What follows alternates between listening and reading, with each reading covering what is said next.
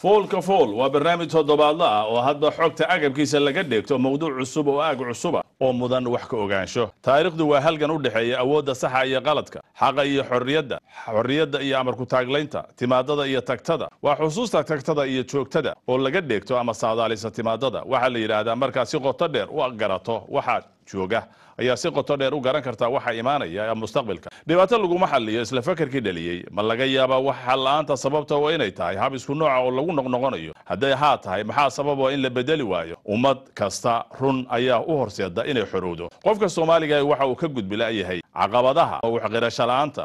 ee huwan damaca naftiisa hordhigay iyo catowga magansiga aan dhamaadka lahayn waa wax isu qirid la'aanta tanaasul la'aanta iyo maqnaanta Israa'iil gelinta arrimahaas oo dhami waxay meesha ka saareen dhaqankii wanaagsanaa ee wadada dhaqameedka layliga bulshanimada sida kaftanka halxiraalaha caraatanka tartanka baratanka iyo wixii lamida oo qofku kaga xoroobi jiray cuqdada carada hifashada xaasidnimada shakiga quursiga iyo gocashada iyo wixii lamida meel biyalaho burkana u dhow baadi goobiyo biciidkuba waa abwaan Soomaaliyeed ayaa murtida lahaa Soomaalidu ma helaysa wax walba oo fiican hawl la'aan maya waa la hubaaydo waa maya waxa la yiraahdaa wax kasto qoraaga ama hal abuurku curiyo waxay noqdaan hanti dadweyne oo bulshada wax taro leh waxa la yiraahdaa qoraagu waxa uu u qoraa inuu naftiisa wax baro inuu naftiisa fahmo iyo inuu naftiisa raali geliyo iyo inuu faafiyo fikradiisa wax qoridu waa miraha halgan lidku aamusnaanta iyo ka gudubda catowga nafta iyo qofkeeda u diida inay helaan marin toosan oo xaq iyo wanaag u horseeda erayadii ku jiray gabagii Allah u naxariistay xaaji aadan afqalooc baa waxa kamid ahaa aqoon lala coloobiyo jahliga amarka loo dhiibtay si halista looga gudbo waxa muhiim ah in bulshada loo sheego inay wixii ay lowday in la tuso si ay u xusato iyo in laga qayb geliyo si ay u fahanto waxaasi waxa uu yahay haddaba Soomaalidu waxay yahaan moo bislaatay iswaafajinta falkeeda waqtiga iyo meesha la joogo si ay ula saan qaado waayaha iyo xaqa iyo xaqiiqda jirta mowduuca toddobaadkan ee barnaamijka foolka fool waa suugaanta Soomaalida oo haatan markii u horeysay taariikhda ku biirtay kuwa loo saanyaday in lagu qoro buugga loo bixiyay diiwaanka suugaanta dunida arintaas oo aanu waraysi kala yeelanayno hal abuur kale gabayga magaca Soomaalida ku galay diiwaanka adduunka waa kuma waa Cabdullaahi Bootaan Xasan Kurweyne oo ah nin dhalinyaro ah waxa uu ka mid yahay 138 dal oo laga xulay 204 gabay oo dad dalalkaas u dhashay ay tiriyeen waa hal abuure Soomaaliyeed oo caan ku ah danaynta caruurta iyo arrimaha bulshada kuna nool dalkan Ingiriiska Bootaan ku soo dhawow barnaamijka foolka fool geesinimadu waa unuga ugu yar ee isbedelka bulsho kasta dhulkeeda markay ka sarka kacdo waxa soo wajaha waayo cusub hadaba Bootaan qurbaha markii aad timid maxaa la kulantay maxaa ka tiri bismillaahir rahmaanir rahiim horta waa mahadsantahay adiga iyo dhammaan maamulka iyo shaqaalaha TV-ga Universal waan u mahad celinayaa dhammaan ummadda Soomaaliyeedna waa salaamaya su'aashaada hadaan u soo noqdo horta dee wax badan baa la oranaya saad u sheegtaba qof hadduu marxalad iyo meel uu ku jiro uu ka tago mid kala galo waxbuu la kulmayaa waxaasi marka dee waa wax u baahan in saad sheegaysa buugaaga laga qoro oo laga warrabo laakiin haddaan wax yar uu ka soo qaado waxa weeyaan halkan anigu 15 sanadood baan ku dhawaad baan joogaa 1998 markii 98 hatta kumaan tala gelina gabayo iyo waxa tiriyo waa wax marxaladda keenaysa marka ku qabsanaysa waa tahay marka kullu horta wax badan ma la kulanay laakiin hadaan bal tix yar ku muujiyo lagu dajay wixii waa kaas waxa weeye Central London iyo hawlihii way badnaayeen waa tahay laakiin kullu in mujtamaci aan ka mid ka ahay Soomaaliyeed isbedel ku yimid oo ay wajaheen wal la socotay ummadii reer lama raro sahan la'aan waa tahay sahan ba ka horeeya iyo meesha lagu furo in la soo roobka la soo ogaado qaniinka laga soo ogaado marka qiixi markuu dhacay reerada abaari ku dhacdo bilkraab aanu baxshay hadii abaari dhacdo bilkraab hadii abaari timaado roobka hilaac baa la yiraahdaa wixii la doris karo waa hilaac oo meel hablu ka daawaraan u guuraa laakiin hadii meel wax bilig ka yiraahdaan wax ka qorshe kale oo uusan jirin war halkaas bal aan iska aadno dee waxa weey lama garanayo ma 30 geediba ma 20 geediba marka bilkraab in lagu yimid halkaan in roob laga helana waa dhici karta marka waxa weeyaan baaqashada gu iyo dayris xigay beela dhaqatooya barbar lama noqdaan reerihii beera qodanayay bakaariya inay may kabiga waa dheer yahay hadaan dhexda uu ka soo qabto wuxuu yiri barbaartii caruurta basrigi laga banaan qaadshay hikaadii ballaareed alif baadi kari waayay boy fareenka tima baabulaha bob la moodayo bilaa meherka reeraha isqababari la noolaadka baanadkiiya waxaan diin bandhayn soo bandhigidoodu iyo bahwadaagtu waxay beerayaan waan u baqayaa ma baaranooyo iyo waxaan naqin buufis iyo mental irbad bala qabtaa oo qofkaba baraf ka yeelaysa oo bacdhareera ka dhigi geesi boqolow ah oo lagu bajiyo xaajigii belan wax weydiiya badankeedba soomaaliya waa laba bahoodley balaayana ma qabin aabbahayn bari dhixiisii bal bahweyntii oo aanay mid kale booska ku ciriirin biila-aana ay dhicin darxumo baahi iyo gaajo iyo odaga reerkii ka baxay oo carab boqootoobay oo booskii naagaha ku jira ba-ane waa yaab balaayaa la sheegayaa taa kasii badan budistiya bangool iyo hindidan burushka dhaadheer leh boqolaal sanay marahayaan welina waa u bambaytani annaguna bilaan beegsanaa dhaqanka beeshaane inaan baaba joognaa ninkii bahonta diiday marka halkaas waxaad ka muuqanaysaa in bulshada Soomaaliyeed u baqday aad iyo aad waa tahay bootan maxaa kugu dhiirigeliyay suugaanta inaad tiriso siiba bulshada iyo caruurta midda ku wajahan horta waa su-aal aada muhiim ah waxaan ku talagalay maahan anigu wax damiirka horta waa gabayga ma isku ogeyd wax Soomaali sideedaba waxa weeye waa lagu khaldamaya ummadaan ninkii ummadii gabyaaga waa wuu soo wax sax bay ahayd anigu dadka aan hadda aqaano oo London jooga oo gaaraya konton aan ka yarayn oo aan isleeyahay gabayga ay tiriyaan ama ay tirin karaan weligay noociiso kale ma arag oo aan cidna u aqoonin horta ciidan waa ka badan Soomaali oo dhan waa mid gabay tiriya iyo mid gabay xambaar ah marka laakiin waxa jira waxyaabo qofna sidiisa uu u jecel yahay inuu gabayada u tiriyo qofna markay duruuf ku timaado duruuftaas ku wajahaa oo marka anigu halkaan markaan imid duruufihii iga hor imid baar kaga hortagay qaarkood waxay ahayd ma garanaysa oo ugu horeysay dhibaatadii ama wadankayga ka dhacday ama tii halkaan ka dhacday saddex nooc bayna ahayd suugaanteedu mid kale laga heli maayo waa mid ku wajahan dhibaatadaas guud oo wadanka oo dhibkaas Soomaalida 20 sano ka badan banaystay oo noocyo kala duwan leh iyo marxalado kala duwan iyo mid ku wajahan suugaanta caruurta oo waxbarashada iyo iskoolada iyo noocaas ah tan saddexaad waa suugaanta deegaanka baan u baxshay deegaanka aaneed suugaan ku salaysan oo lagu tirinay af Soomaali laakiin waxa ay ka hadlaysaa baliyo biyo ku jiraan iyo awr dhaana iyo deegaanadeeni ma deegaan kala nimado ka duwan hadaad midda deegaanka aad nimad wax nooga soo qaadi maxaa oran lahayd waxaan oran lahaa sida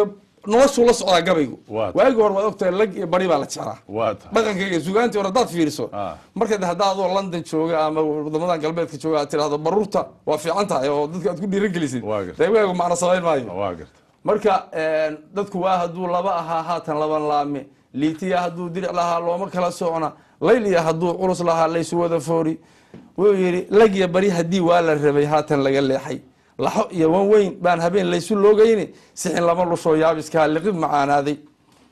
waxa uga jeedaa cholesterol iyo waxbaa yimid lugihii mid baa laga jabsoo liicday dunidii reer liilan sidii loo furfuray ruuxnaladii waa laa saliida meeshuu ku yeelay dadkeedii waa dheer yaa gabaygu waa tahay waxaan ku weydiiyey marna wax ma ka tirisay ilo waxaad tiri caruurta arrimahooda iyo waxbarashada wax ka yiraahdaa caruurta iyo waxbarashada iyo caruurta dhiirigelinteeda maxaa ka tiri horta halkaas waxa kugu adkaayo ka qabsaday waxa horta waxa ugu adkaa waa taaban doonaa caruurta kulay meel un baanu ka duulayn waa tahay midda ka duulayna waxay ahayd war ummad wax ay ku faanta maxaad sheeganaysaa ummad baa isu timid qof wax uu sheeganayaa qof wax uu sheegta aan lahayn dee nolosha wuu nool yahay laakiin ma noola markaad isu timaadaan haddaadan wax aad sheeganaysaa aysan jirin oo aad leedahay ku faanaysid oo dadka kalena baraysid u gudbinaysid marka adiguna nolol maysid kuwa aad ka tagaysaan dahalis Soomaaliya marka laba qodob baa jira saan ardu arkay haddana aan aragnay soo baxday natiijadeedii oo aan gaarnayba wada dheer ka bacdi mid waxay ahayd ninka Richard Burton buugaas 1850 arintii uu ku qoray oo ummadii gabyaaga Nation of Poets meel bay taalaa taasi waad sheeganaysaa meel bay ku qoran tahay library laga soo qaadaya mox waa gartay laakiin rumayn bay rabtaa iyo dagaalan waa gartay midna way xagee ka nimid anagu waxna Afrikaan bariga Afrikaan ka nimid bariga Afrika dadka waxay adduunka kale kaga tageen orodkan dheer nin annaga Soomaali ah oo marka dad kale waaba soo baxay hadda Mo Farah baa jooga abdi bele leeyahay oo mar bilada hawa qaatayna waa noo joogay haddii aan hayna Kenya iyo Djibouti isku dad baan nahay oo waad meel reference meel aad ka duulaysid way labada qodob ayadoo ku salaysan ayaa horta caruurta ilmahan yar marka orod iyo suugaan ilmahan marka aad klaaska ugu timaadid wax u sheegaysid xageed xageed ka soo duulaysa hal door waxay ku hirtaan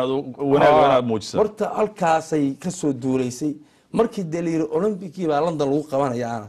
waxay noqotay in markaas suugaan ku salaysan oo dib habeyn lagu sameeyo suugaantii caruurta ah oo ciyaaro leh oo Olympiga ka hadlaysa inaan ku bilowno Soomaalida waa xiisaysay markii Soomaalida ciyaalkii qaatay waa sii wadnay markii dambe sida hadda cajalada aad ka arki doonto clipka aan hayno markii dambe waxaan gaarsiinay inaan Soomaalida ka gudubno wax iskuulka oo dhan ah ilaa aanu gaarnay class aan wax Soomaali huba ku jirin inay qaataan oo iyadii Soomaali English oo ay ku ciyaarayaan oo ay maaragtay baranayaan oo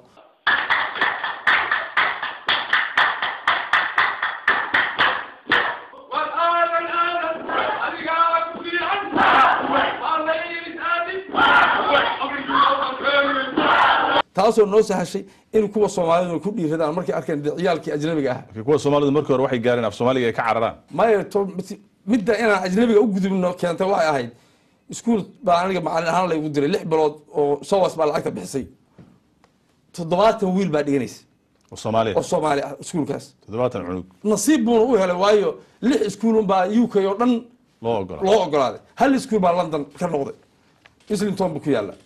iskuulkii marka waxaa dhacday dawladii Soomaalida ah waxa weeye xogaa xaafadaha way kala roon iskuulada qaar waxa jira marka la xirayo show heese iyo wax la keenay jiro dhaqanka Soomaalida wax laga baran jiray iskuul wuxuu ahaa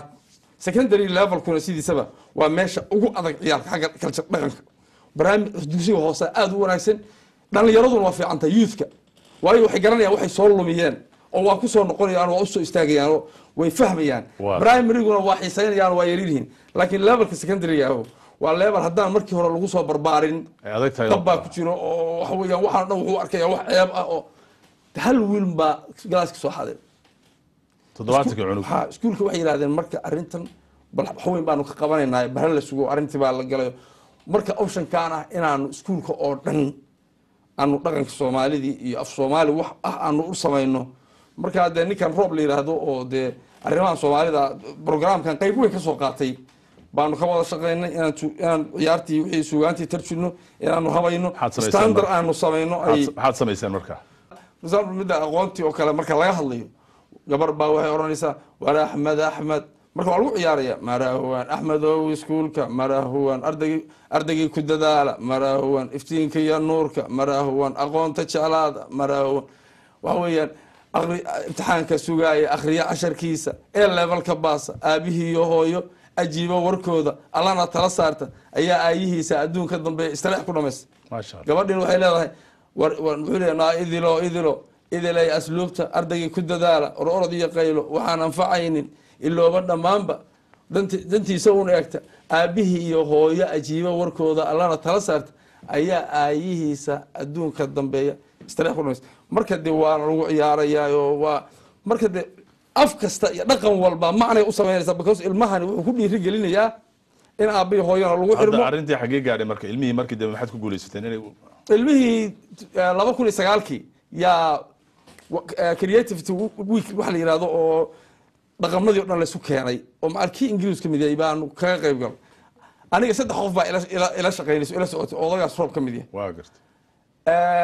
ismaan aan lahayn inta cod la qaado baa la oranayaa wixii ugu wanaagsanaa oo ardadu ay yiraahdaan feedback laga qoray waan hayaa waan ku soo gudbiyay waad aragtay waxay ku tilmaameen wax aan la iloobi karin number 1 inaanu ku galay isku dhaqamadii la isku keenay oo dhan asbuuca oo de isku ciyaalka la baray inaanu maestri waxa markii hore ka maqnaa meesha dhiirigelinaya isku day olka warfa lagu daydilisay waa tahay guddiga caalamiga ee loo saanyaday kala saaridda suugaantu waxay isku soo dubarideen Soomaali ahaan inaad hal abuur ahaan uga qayb gasho Olympiga 2012 ka dhacay dalka Ingiriiska oo waxa lagu xusay qofka la qaatay haddaba yaa tartanka la gashay maxaa kaga qayb gashay waxay ahayd wax la soo nominate gareeyo anigu xog kama hayn ilaa iyo dhamaadkii markay timid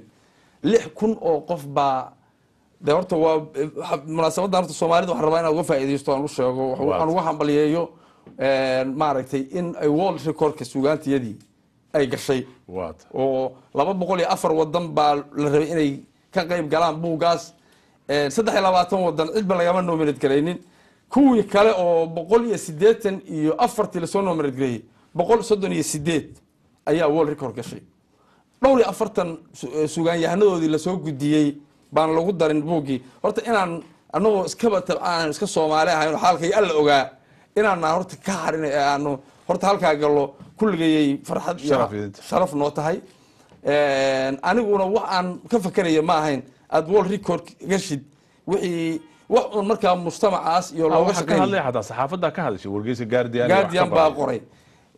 aduu waxay yiraahdeen 6,000 qof baa adduunka laga soo nominate garay guddigan waa guddi caalami ah ayaga wuxuu meelaha ka baarbaarnay cid baana nomination ka u diraysa waxa weeyaan horta world recordkii waa galay kulankan waa kulan suugaaneedkii Olympiga lagu beegay wadan kasta Olympiga imaanayo wadamada imaanaya waxa loogu talagalay hal gabya inuu ka soo baxo marka arintaas waa arin weyn midna waxa laga rabay qofkii soo baxay midna waxa laga rabaa dawladdiisi iyo dadkiisi waa festivalkii ama bandhigii ugu weynaa oo suugaaneed oo inta taariikhda adduunka dhaca the world record marka gabay la tirinayo way ka sii weynaanaysa anagu hadda intii qof waa ka soo baxnay intii qof looga baahnaa saddex arrimood oo waliba dheeri ah baanu joognaa hadda waa tahay maxay yihiin waxa weeye horta waxa qof la qaatay in la helo in gabaygaagu uu theme-ka inuu galo world record kan theme-kan Olympiga iyo London mawduuca laga gabayo gabay galayo oo lagu daro inuu gabayga noqdo gabaygu waa galay confirmation 26 June baa la soo bandhigaya waa labo ta saddexaad waxay ahayd in maaragtay hadhow markii la akhrinayo reading xaqris baa jira la akhri intaas markay dhamaatay waxa jira filmaa laga duubaya meesha buugaa kale laga soo saaraya oo isla arintan ku saabsan mawduuca Olympiga iyo mawduucaas buuga kale ee loogu magac daray Parnassus oo shirkan suugaanta loogu magac daray oo modern poetry translation oo official poetry magazine ah 6 gabay bay yiraahdeen gabayo noo soo dir oo mawduuca waafaqsan 6 hadana waa buug labaad 6 baa diray 6 baan diray oo kuwaas adigu tirisay kii world record ma waa 6 badaatiri ana tiriya waa gartay 3 maxaan ku raadaay labo dhaqankii Soomaalida kuba salaysanta waa tahay midna qaxootinimada iyadoo ka hadlayo waa tahay bay qaateen qaxootinimada iyo halkan way theme-kii bay la socotaa waa tahay qaxootinimada iyo marxaladda aan la kalunay marka waxaan rays gareynoo meesha geynay oo codsanay oo siyaada noo ah discussion booda hadal baa jira arintan la isku raacay haddii suugaan la turjumo macnaheeda lumaya in haddaan Soomaali nahay dood aan debate ka furan mana ahaan ninka furaya dadka experts ka aha baa dooda furayo oo fadhiyo oo labada luuqadoodna u dhashay oo u fadhiyo marka waxa weeye 6 gabay baad geysay gabay kamid ah world record buu galay diiwaanka adduunka gabayadu galay kuwii kalena waxa loo qaatay saddexna waxa gashay buugaas oo Parnassus waxa jiray 2007 in dalkan Britain lagu qabtay tartan loogu magac daray UK African Poet oo aad adigu ka qayb gashay maxaad kala kulantay kaas wuxuu ahaa horta waxyaabo aan ka bartay baa jiray suugaamahan caalamiga dadku hadaan isku wadan ka imaanin erayga tartan toos looma adeegsado waa garta waayo si kala duwan baa wax u cabireen ani adigu waa garta marka laakiin guddi baa jira go'aan gaarayo ayaa go'aanka iska leh waa garta meesha ay ku gelinayaan iyo hadday ku qaadanayaan waa sax marka waxa weeyaan gabayadii iyo chance inaan u helo British Museum baa lagu qabtay oo de waad garanaysaa waa hay'ad weyn oo hay'adaha Ingiriiska ugu waaweyn in aan aniga iyo nin Ghanese ah baa dadkii soo diray taa waxay ahayd mid la soo nominate gareynayo iyaduna oo aniga iyo nin Ghanese markaas anagii waxa nala siiyay gabay ma ahayn in maxaan ku iraaday Martin baanu ka wada hawl galnay in aan 45 daqiiqo oo wada hadal discussion suugaada Soomaalida iyo wax sida ay tahay aan ku soo bandhigno oo kaga hadalno waxay u badnaa Chinese oo dadkii kamid ahayd baa waxay tiri afka aad ku hadlaysa anu ma ana garanayn laakiin waxaad moodaysi kulligiis inaan fahmay hal eray kama fahmin laakiin hadana af aan xiriir leenahay bay ileekaat waana waa qabaadaan way wata ayaan oo China tagay waan aaminsanahay anaga af Chinese ku meelo badan waa tahay haddaad mar soo qaaday British Library ummadaha adduunka waxay ku tartamaan kaydinta iyo gaarsiinta caalamka waxa ay leeyihiin meelaha kaydka la dhigo ee dalkan Britain waxa kamid ah sida xustada British Library ma jiraan haba yaraatee wax Soomaalida ugu kaydsan oo aad u sheegi kartay dhalinyarada Soomaaliyeed aad iyo aad British Library-ga qaybta soundka oo wax lagu duubo waa buuxda waxa weeyaan in la nooleeyeen u baahanta waata haddaan maxaa ku jira maxaa kamid ah waxa ku jira wax badan oo cod ah oo la duubay music waxa ku jira horta 3 sanaan ka shaqeynaya hadda meesha waata oo gabadh Emma la yiraahdo bar la shaqeynaya waata 3 sanado meeshaas waxa yaala wax badan horta magacyo kuma qorraba oo si aan wanaagsan baa markii hore loo kaydiyay waxa ugu daaweyn waxa Soomaalida u yaalo 1901 music la duubay oo ayagu ay ka soo qaateen library ku yaala Berlin Jarmalka oo asagana markiisii hore laga keenay cadan oo Somali music la leeyahay oo de cod maqlimaysa waxba la garaacaya yaa horta ugu daaweyn gabay waxa jira 1920 Nairobi laga soo duubay oo ka wada xarfi ma hayo kaaf ku socda gabaygaas nin baa tiriyay Nairobi joogay markaas oo dib badan sheeganaya magaciisana kulli hadii la soo bandhigo kulli rag odayaasha ah waaweyn oo maaragtay suugaanyahanka way garan doonaan laakiin meeshaasi kayd fiican baa yaal waxay u baahan tahay in la tago member laga noqdo la nooleeyo hadii de meeshii aan cidna imaanin oo cidna wax ka dhageysan oo cidna wax ka raadsan oo research ku sameeynin waxay noqonaysaa meel iska bolol oo marka dambe laga yaabo de in la iska laabo oo maaragtay wax dhici lahayd hadii dadku ku bataan in la sii horumariyo anagu ku contribution gabadhaas shaqadeeda waxay ahayd inay Kings Cross hadda zoonaha areadaas sida hadda looga nooliyo way isbedeli doontaa dadka hadda jooga in la duubo wuxuu la qabto waata de markaas bariga Afrika oo dhan bay ku socotay laakiin arinteedii markaan gacanta ku dhignay Soomaali un bay ku dhamaatay meel kale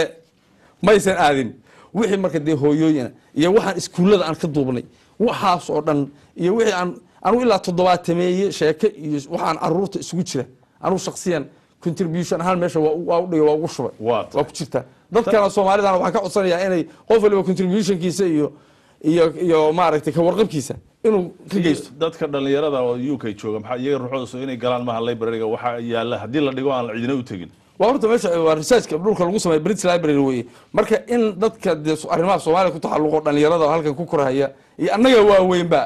waa inaanu halkan iyo meelaha kale wax naga yaalaan baan ka warqabno waayahay tartan suugaaneed baa jiray oo maayarka lagu tartamay dulucdeeduna ahayd magaalada London oo aad iyadana ka qayb gashay kaalinta ka gashay ka isaga xasan nooga sheegay sidii aan markii hore ku iriyo kale waxay ahayd wax buugaas hadda oo meeyarka oo halka yaala ba la soo saaray 2006 2007 waxa la equality report waa dadka maaragtay kala duwan reportkiisi marka waxa la yiraahdaa lagu daro 12 gabay oo ummadaha kala duwan ah waata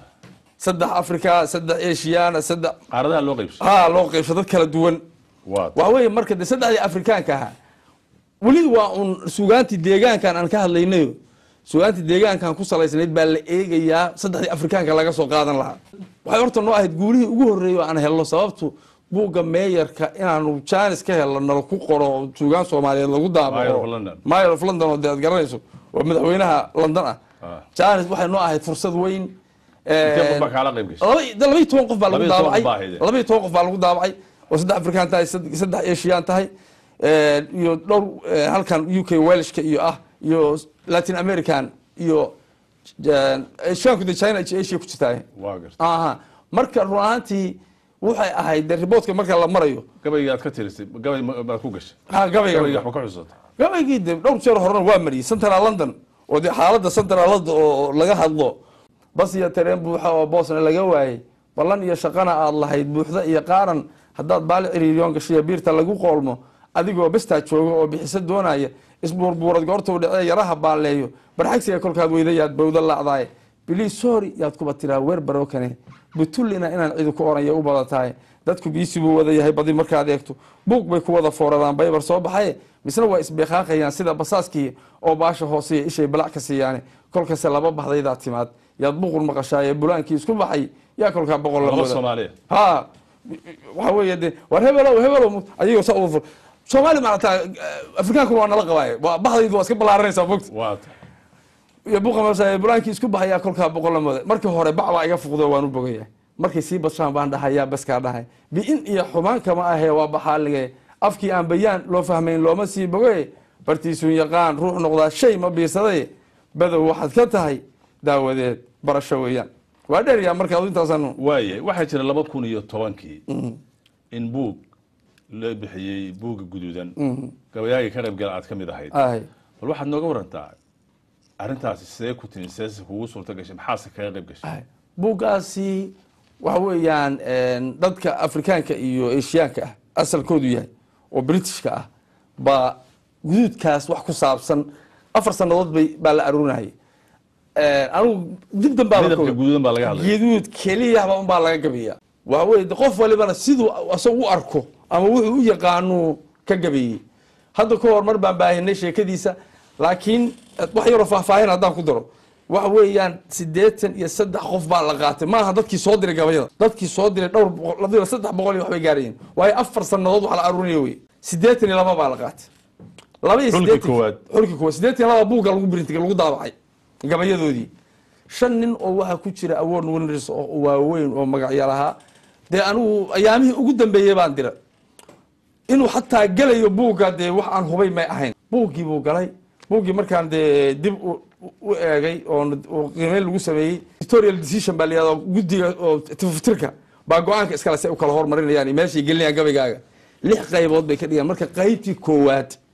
ayaa 18 qof laga dhigay oo 5 nin aan ku sheegay ay ku jiraan ayagii baa gabayadoodii haddana la sii kala hormariyo kii Soomaaliga ahaa number 2 buuga dhanba isaga ugu horeeyay inta waxa dheer marka 4 qof baa buuga wax ka qoray oo dadku online bay ka arki karaan red book review 4 buug wax aan gabayga Soomaaliga ahayn kuma bilaabayaan mid wuxuu qoray gabaygi oo dhan baydadkii ugu muhiimsanaa buu soo qaadanayaa oo marka waxay ahayd run ahaantii wax maaragtay ayaduna de inta la isu yimid oo ummad isu timid caalami ah ilaa New Zealand baa laga soo diray ilaa Latin America in aanu gabaygaygii ugu hormaro waliba anagoo aan waqti badan gelin oo haddaan suujaanis fiican heli lahayn tameela ka waaweyn buu wala gaaray gabayga guduudka midabka guduudan baa laga hadlayay anigu marka de Soomaali haddaan fiiriyo maxaad ka tiri marka negative ba malik garbasi baan dad noqon maayo gada faraha weeyaane garaadkii aqoontiisa qofba golaha keenaye intay gaartay gaaban balan galabta faaleeyo guduud waa wax kala guura kolba geesti laga eego go'aankiisa lagu qaato goortii quruux la sheegayo ka galaayo qayb door leh goorna gowrac iyo dhaawac injir gobolay ku sheega marna gabar la gurigeyni faraheeda lagu giiro goor sheegto kaan haysan in habeenkii uu guuray astaan lagu gartaa weeye inaad bari ka soo gudubtay oo goboladii hawdka iyo galkii caabud waa gaartay astaan lagu gartaa weeye haddaan xumad gubtaa haynin gooba nabar biskoonaya rajo loo guntaa weeye guduud aan ka go'in gacanta gugaan iyo ibnikii goostay astaan lagu gartaa weeye goolaad ciyaareedka garoomada la soo buuxsho goor mooyaane kay gashan Arsenal weeye nin godladay ilmo guuxay ama arag gubtaa hayso ama gama hurdadii waayay indhahaad ka garatayo guduud baa ka soo muuqda anigoo aan wada gaarin guduud waxaan ka garanayay intaan hadalka soo gooyo gaba afmeerkayga weer gunaanad aan reebo guduud guray madow weeyaan hadduu guro oo madoobaanaya markuu qalalo waa tahay Soomaalida UK joogtaa ma isu diyaarisay baad isleedahay bulsho ahaan dhaqankeeda wanaagsan ee ay leedahay inay u gudbiso dadka ay la nooshahay oo kale haddaad adigu intaas oo shaqo gelisay bulsho weynta UK joogtay ka warnayada waa dadaalku waa jiraa haye laakiin waxa kala duwan wadooyinka loo maray haye anigu ilaa iyo xilligaas aan kulmayno mar walba waxaan lahaa war meel aan ka duuli karo horta aan ka duulo qodobka labaadna aanu samayno 10 sano hor dadka waxaan la qabay aan noqonnadii dalkii ku noqon oo waxaad leedahay maaragtay waa ilaa meesha temporary ahaan baa dadku u yimid waa gartay dibkana nimanka u nimid ma lahana waaba na soo riyoy waana soo dhaweeyeen eedayn kari mayne fariyo suul ku taagan baa hayde kuwa xagga jooga ee nagu dheereeyay safarka ee dagaalka waa gartay mid kale suugaantayda oo dhinaca Soomaaliya ku wajahan nimankii warlordka haba waqtiga naga lumay maxaa ka tiriyay bismillaah kuwaas waqtiga fiiri haddaan ognahay in wadaado duub laho ay ka dambeynayaan haysta ayagu anigu qolo gooniya ma eeday waa wada eeday kulligood waa gartay because magicii diintii islaamka baa naba ku soo galay anaga waa gartay haddii ay iskala saareen ayagii u taala eedow way wada qaad wuxuu waa taariikh ma aanu kala hadlayo way taariikhda marka la xusayo revolution kan dadkii markii hore keenay yaa responsibility kullu wada qaadanayaan aad ka tiri marka dagaalada Soomaaliya ka socda iyo waqtiga ay lumiyeen waxa weeye qoys dumay horta sheeko la yiraahdaan muddo waday oo hadda iyo oday isqabay oo aniga Cabdisalaam Hiriir waa sii wada deyn jirnay waa tahay way socotaay ilaa ay islaantaasi ka umusho ilma Ilaahay dhamaysa ka keeno way soconaysaa laakiin meel walba waa soo maray abaad wax kasta waa la shay aakhirka anigu waxaan iri war arintan Soomaalida lama saadaalin karo ummad صغير يا كبير ولا سياسي صغير يا كبير waxa weeye sintuu nimay wareegtaan si siman saanu laba qaadin qaaxo nimay salooshaan markuu seexda dhidid waayin qomson boor hayaan siiga oran saxan sax roob weye wey samaabiga qur-aanka iyo waxyigaan sinaba loo doorin saba joogni soo maray adduun sidii ma faalloodo sadar aadan baran iyo aadan sixin saliya baar sheegin 30 sano dagaal soconayay oona siina ololaya oo soo saldhigi waayey oo subaxba nooc jooga safgalaal saqiir iyo kabiir wada siyaasiina nin Soomaali sabankaan arkay yaan malaha saadaalin saadaasheedii mugdi baa iga galay hadda marka waxaad leedahay wada siyaasi waay safgalaal ummad xagee lagu arkay iyadoo dhamay siyaasadii armay siyaasad fahanay siyaasadda qalad u fahmay ma yaade waa taasba wada way baxaad war maxaa la sheegay wadunku waa la kala shaqo tagaa waaye profession baa la kala yeeshaa laakiin siyaasad hal mawduuc baa la isugu tagay waana 10% ogow aawa Soomaalinimadu waxa kamid ah dhaqanka waxa kamid ah afka waxa kamid ah nolosha waxa kamid ah arrimaha bulshada waxa kamid ah dhaqaalaha waa biyada hadda fiirso waxa Soomaali isku hayso waa 10% hal qodob kale aan ku weydiiyo Soomaalidu waa dagaalamaysa suugaanteedu dhanna waa jacayl labada ma isqaadan karaan baasta horta ma hadraawi waa bacso zamaankii jacaylka dhamaadkii 60meeyadii ilaa 70meeyadii ummadu wuxuu yiri jacayl ku waalatay anu jacaylkaas kulli hadda aniga arrimaha jacaylka wax weeyaan kuwa iska private waa jiraan laakiin maxaan ku raadayay kuma wajahniyo marba qolo intay waa ii soo dirtay fariin yaan fariintoodina ka joogi kari waay marka anu u calaacalayo war arrimaha ugu taagan oo baan waxaan ku yiri waa arag kale intaan jiro amalkiisa hoosiya amaan cayl u xaadiro abi la yaqaano niman ciid lahayn oo soo cararay lay qabo abdiyo wax qabanayn iyo arta dawlad ii tahay way arag idagta oo idil qarankay ka maqan yahay hadii caawa la yidilo cid sheegataa jirin cadibka intaan qabo tii calaacal mooye inaa curiyo luuqale cindigayga kuma hay balse caynka alifkii uu shiinku ugu caashiqay codkaaga kolkaan kole dadka higaad carabi yaqaan waa akhrin karaan marka codkaaga kolkaan in jawaab celiyoon soo carowsha waa garay caynlayda aan furo sida caad onkoday iyo cirkaan u soo doo markaasaan galaya detailski iyo wixii dhacay iyo halkaas ka furto waa tahay dhinac kale aan ka eegno gabayada Soomaalida marka loo tarjumo afka Ingiriiska ama kuwa Ingiriiska ruuxooda loo tarjumo Soomaali midna ma lumiya nuxurka suugaannimada horta kan marka Soomaali laga turjumo Ingiriis loo turjumo dad iga waxa la helayaa iga khibrad badan waa tahay laakiin gabayada leedahay la turjumay waa la turjumay كل waxaan isleeyahay anagu miisaan iyo qaafiyad iyo adduunyaan u lahayn ma u soo dhawaanayo kaayay marka afka loo turjumo waana waxa adduunyadu isku raacday laakiin hal mid oo anagu daan Soomaalina aan xaqiijin karna inay jirto waana mid aan shirka u gudbinaa hadda oo in laga wada hadlo aanu miiska saaran ama hal aqbalo ama yaan la aqbalin wax weeye gabayada ilaa laba gabay oo hadda laba nin oo caan ah min Shakespeare daniki 1600 iyo 12 sano ka hor iyo nin hadda nool oo 90 jir meelaha soo Michael Rosen labadoodii gabay markaan tarjumnay oo ka dhigteen Soomaali ka dhignay maxaa laga rabaa Soomaaliga waxa laga rabaa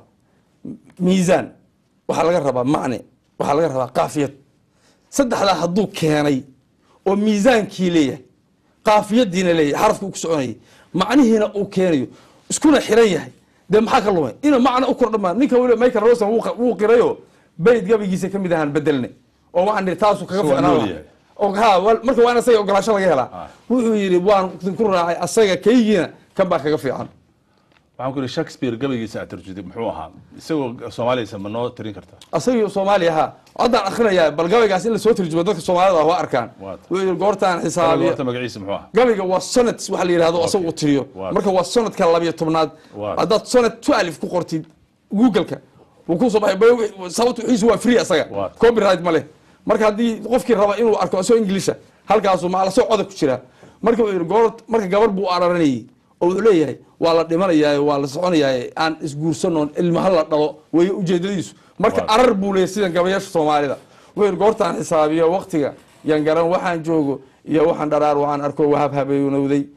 ubixii iswaray iyo markaan eega wixii doorshay oo waafi timo qurux madow waxa cadeysiyay way waqti bay dhirtuba waayay dhogor iyo caleen waabtay waxay waaye weyliyo looduba wiira kaga baydho wixii tacab xagaagii la guray qamadi waaxishay wax siita baqal weyn ku raran baa muuqgal waaye leh wax si aan walaalay iswarin qurux wacnaantaadan waxa xiga inuu yahay gabow sidii waaqla uma soore wanaagsane wax garad waa aqbala inuu san waarayne wareegtadana uu dhiman dhashuna noqon dad waaweyne wadkuna difaac male wax celin waran asraa'iile warasiya caruur inaad dhashaa waxaan ahayn muy waa tahay waxaan ku weydiiyey suugaantaadu maaweelada iyo isboortiga iyo wax ma ka tiraahdaa sportska ha waagii ciyaartii 2002 lagu qabanayay Asia halka Korea baan de Afrikaankii wadankii Senegal ba aad u ciyaaray markii hore ilaa wuxuu ka badiyay Faransiiska World Cup haystay markaas Denmark daroo la galay Sweden waa ka badiyay suugaantii maxay ahayd marka madowgaas oo dad baa dadka qabo si aan anaaba madow ah u iraahdo yaan soo hormariyo anigaaba ahaaday oo ammaan baan ula jeedaa waa abuuris ilaah oo lagu soo isir sooco meel kastuu ku abuurmay ee ayagoo aswadaysan inkastoo ordaan itaalkood mitilaan aqoontooda banooni aad u soo bandhigaan asaagaa iska tiiri ay isbiirad baxshaan abaayo laba qayle ay durbaan u ulayso alaabtii ruuxayso ay durbaan u ulayso waxa weeye awalkeedii ciyaarta Faransiis la ogaa eber ay hal direen Denmark ay agdegeen adkeyntii Sweden goolka aan laga aarsan aakhirkii kaga rays marka way dheeraydo waxaan la England ay badin kar mar haddii aan Afrikaanka abad loo ogolayn isticmaalkiina haystiyo Oorabaanka dhamaantii adigaaba u roono dadkaygii u rusho aan Italy ila sinayn England ay badin kar Brazil ka adko waa tahay dhinaca kale ya sheeko waxa jira BB ku jirtay sheekada caruurta maxay ahayd iyada de waxyaabihii hore in la bedelo waliba waalidiinta Soomaalida arinta kala hadlaya hooyooyinka muhiimadani waxa way afka hooyo way hooyada iyo waalidka mas'uuliyad barasa laakiin hooyadu muhiimad bay gooniye siilada kul marka laga hadlayana dumarku ragga waa ka gabay badan yihiin waxa xaqiiqtaas dumarka waan de la boolis garin waxooda laakiin de afkan ba ayaga leh haddana waad aragtay gabdhaha gabiya oo idaacadaha ka gabiya de meesha ay ka qaadayaan nin ka qaadi kara ma jiro mas'uuliyadda waa saaran marka waxa la rabaa marka wax la jaan qaadi karo wixii hore inay bedelaan suugaanta hore inay bedelaan akuyaba ola hargagan nin duulaayay dabran nin xiimay bay moogtahay waxa weeye marka akuya baabuurta bada bebe ciyaalku leeyihiin jidkay ka buuxiya bebe baska ka daahayo bebe iskuulkaad ka baaqata bebe booliiska ordaaya daya bilignal buluu ya daya bal biibaadooda maqal bulshada aan badbaadine ka bayra ujeedkuya waxa weeye marka xataa tii ala barhayay kow tirada kow markaas qof baa cod dheer ku leh kali weeye kow ka bilow tiro kow laba waa lamaane waa hal iyo nirig moogta lamaanuhu oo tirsigan hal neef ah lamaane oo laba ah sidkan oo laba halaad iyo dhinacaasna waa laga tiriyaa xisaabta moogta waa lamaane laba marka hal iyo nirigtina waa la tusiyaa hal iyo nirig markaasoo dele saddex sidkan weeye mana sidkan oo dee laba halaad iyo nirig marka de waa la bari karaa waxaa la hubaa in wixii hore haddii la bedelo oo aanu dib habeyn ku samayno mid waxaa jirta bitsoy basala muufo hibay hanto ma garanaysa bitsoy basala muuf basbaaskiyo labeentaad baahidii lagu iibshay haddii aadan biinayn maxaad noo balaynays baaskiilka guuxaay markii beec lagu saar waa mootada mid kale way baday mid geela la shubay boorsadaydi baskan kaga tagay marka actionkii oo dhan marka ciyaaladu wuxuuna waxaan raad lahayn lama samayn karo waa in raadkii hore la raaca la nooleeya wacyiga iyo waqtiga aan ku noolnahana markaa lagu saleeya waayahay warbaahinta ingiriisku intii aad joogtay oo ku dhex jirtay wuxuu kugu wanaagsanaa ugu jeclay oo Soomaalida ka sheegeen maxay ahayd waa barnaamijyadii uu fiicnaa barnaamijka Somali Pads la yiraahdo oo BBC Radio 4 laga sii daayay 2010kii wax wanaagsan in Soomaalida loo soo bandhigo dadkii expert saar magweyn baa la keenay Martin Owen aniga ninka xiriirinaya wuxuu ahaa raage oo aad garanayso meesha uu kaga jiro ummadan Soomaalida Ingiriiska uu kaga jiro hadda ka hor waxyaabay ugu daraa markaad weydiinayso iskuulada maalin baa 5 eray maxaa Soomaali ka taqaan baa ciyaalkii gabadhaan baa weydiisay ku sheegay baaritaanka waday anigu ismaan lahayn su'aalahaas jawaabahaas ay keeni doonaan maxaa Soomaali ka jirta taqaanaa mid wuxuu yiri piracy wala googe markaas ka kale wuxuu yiri qoxoti refugee mid kale wuxuu yiri terrorist wiil kala soo ma waxa ma yaqaanana aqaan iska daayay chat wiilkii kala chat kala uno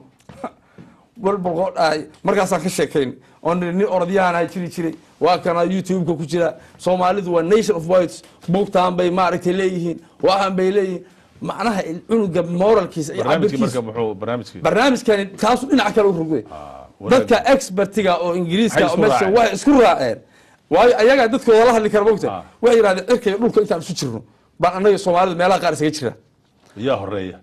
Soomaalidu suugaan marka laga hadlayo waxay yidhahdeen ma Soomaalidu ma hamba cirkay dhulka isu jirno kale marka waliba saara waxay soo jeedisay boqolaal baa nala jooga Soomaali ah aan ka faa'iideysano waa tahay waxay jira inaad samaysay raadiyo la yiraahdo ama idaacada marada hagoogan xagee ujeedadeedu ka shidaal qaatay oo ka soo jeedaa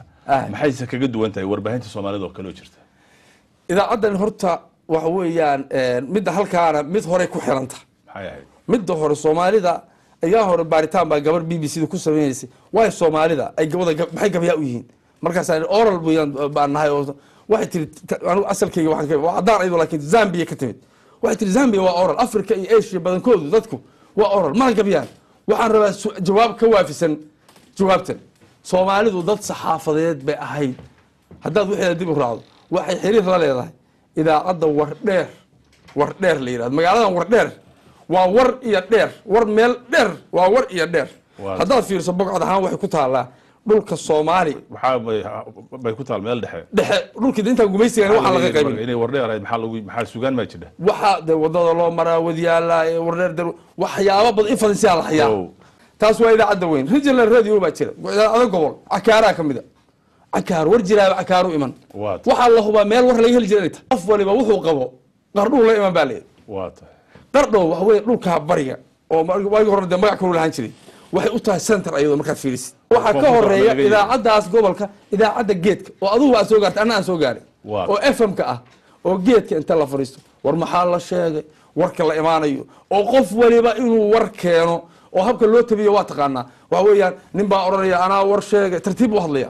nin baa tabiya wala war sheegay buu leeyahay waxa weey tuuladaas waxay ku fargaraynaysaa area soonahaas oo dhan marka wax alla wixii dhinaca koonfurta iyo wabiyada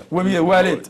maqalaay warlaay ma lagu warrama ya in cali la dilay oo Umar la dilay oo ya ii warramay ma walaalkay baa wabi hoose iyo waalidkii waata il warba ahd waalid hay marka hadda taasi waa meesha ka timid ka shidaal qaad sideedaba waxay ku timid annaga sideedaba ma wax uun baa naloo sheegaya ummadaha kale waa inaad wax sheegtaa adigu waxba lahaan jiray hadaad marna waad ku faanaynin waxay nasiib marka noqotay waxyaabo aan British Library dhignay noqotay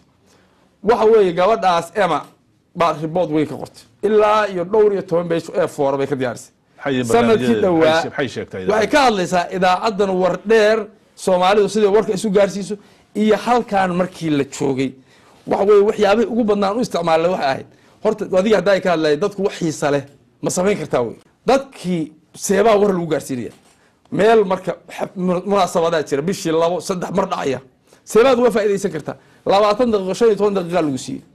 inaad raadiyo iska dhigtid ummadka ka faa'iideysan karta oo 5 mawduuc oo kala duwan oo arrimaha bulshada aad ku wajahdid waa lagu ogolaanaya marka sharciga ku ogolaanaya marka idaacada habkaas u shaqeynaysay 2011 kiina gabadhaas waa ayada awardka ku heshay UK Student Awardki mar dhow waa la publish garan doonaa waxa la yiraahdaa Somali Radio National Frequencies bay ku heshay waana ka yaabeen de habka idaacadan inay wali hadda UK ka shaqeynaysana de way la yaabeen waa tahay ma isleedahay Soomaalidu waxay soo gaartay marxalad loo baahan yahay inay qiimeyso waxeeda wanaagsan iyo qofkeeda horyaalka ama hal doorka kullu Soomaalidu horta dad xun ma ahan way qiimeyn jirtay inkastoo maahmaaho meel naga soo galay aan garanaynin ay suugaanteeda ku jiraan nin inta kabiisa ka roon iyo maamaas u malayn ma inay raad hore leedahay waxa weeye wax loo baahan yahay far kaliya fool ma dhaqabo qof wax waa isku day karaa oo cabirkiisa waa wuxuu sameyn karaa laakiin waxaan hubaa waxaas oo hadda aan soo mareynay dhowr iyo 10 sano oo aanu maalin walba wax la sameynay inta dad ba hawsha wax igala wada ama Soomaali ha noqdaan ama ajnabi ha noqdaan intuu doono hal ekaado qofkan dadka u mahad celino Ilaahay oo mahad cesho waxa weeyaan waxaan aamin laakiin in muuqata aniga hadii wax aad higsanayso oo ku muuqda ay jiraan oo aad ku bidhaamaya socodkaagu waxa iska gaabnaado waad gaaraysaa dadka Soomaaliduna waxa weeyaan in ay arintaas meel ay joogaan ba u istaagaan laakiin waajibka adiga ku saaran ee Soomaalinimo ama qof ahaaneed ama islaamnimo ee ku saaran waa inuu ku amraa oo ku yiraahdo wax samee kaasi wuxuu ahaa Cabdullaahi Bootaan Xasan Kuurweyne oo maanta marti u ahaa barnaamijka Foolka Fool Cabdullaahi maadsanid aad baa maadsanid Maxamed intaasi waxa ku eg barnaamijka Foolka Fool tan iyo kulantideena dambe sida iyo nabadgelyo